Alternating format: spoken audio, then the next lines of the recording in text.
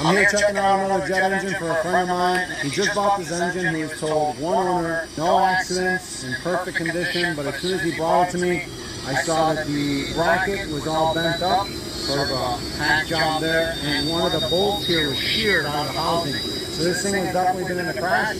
But we're going to start it up and see if it runs okay. See if it got ripped off or not.